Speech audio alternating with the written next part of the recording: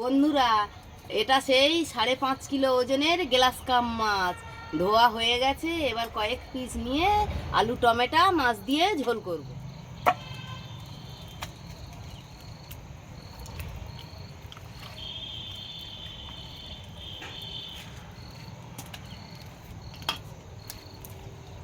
এইগুলো আজকে রান্না করব। হয়ে গেছে, এবার তেল দিয়ে দিলাম।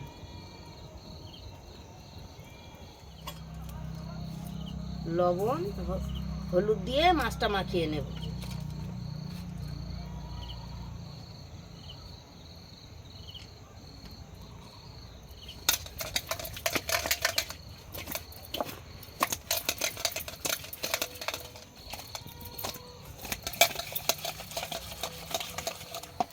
তেলটা গরম হয়ে গেছে, এবার আমি মাছ দিয়ে দেব।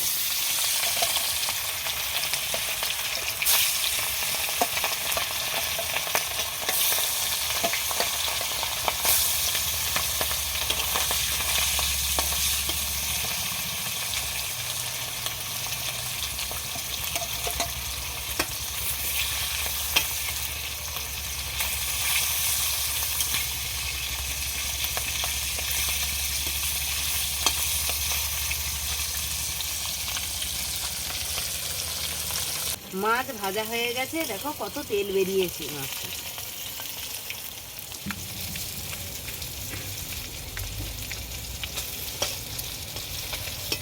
আলুগুলো লাল লাল করে ভেজে নিই।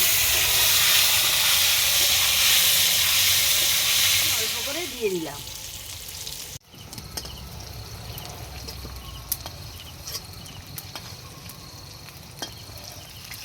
পেঁয়াজ কুচানো, অল্প করে লবণ দিয়ে দিলাম, পেঁয়াজটা নরম হয়ে যাবে।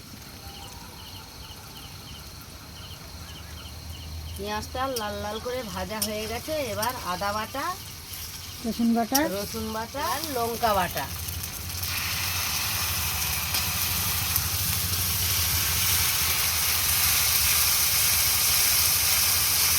ধনে জিরা গোলমরিচ বাটা,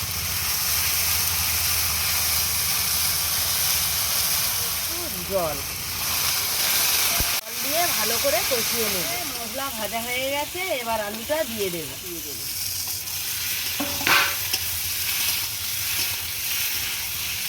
এবারে জল দিয়ে দেব।